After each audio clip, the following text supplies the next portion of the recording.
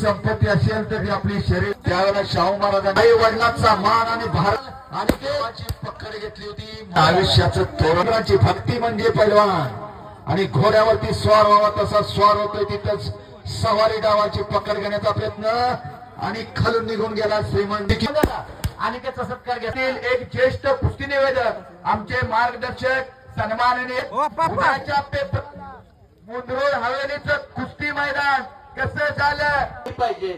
त्यांना काही काम नाही का कोणी थांबलेतच नाही कुस्ती प्रेम असल्यामुळं.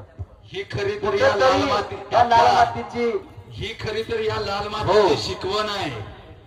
लाल मातीत जेवण घाम गाळलाय ना तो कधीच वाया जाणार नाही. पैलवान होणं एवढं सोपं नाही. अहो देवाला प्रसिद्ध केल्याची पाहिजे. कुछ करके दिखाओ कुछ बन के दिखाओ नाम भी कमाओ और दाम भी कमाओ. पैलवान कुस्ती करा. एकानं कुंडी डावाचा प्रयोग त्या ठिकाणी चालू केलेला आहे.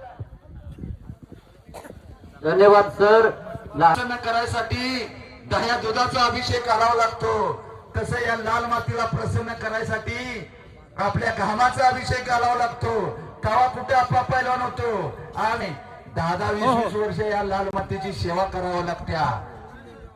साधू संतासारखं राहावं लागतंय. आणि त्यावर घटना डावाची पकड घेतोय श्रीमंत भोसले. त्याने खऱ्या अर्थाने देव कार्य केलेलं आहे. हे धर्म कार्य एक काकत नव्हतं पण पाठीवरती जाण्याचा प्रयत्न होता मनोज मानेचा.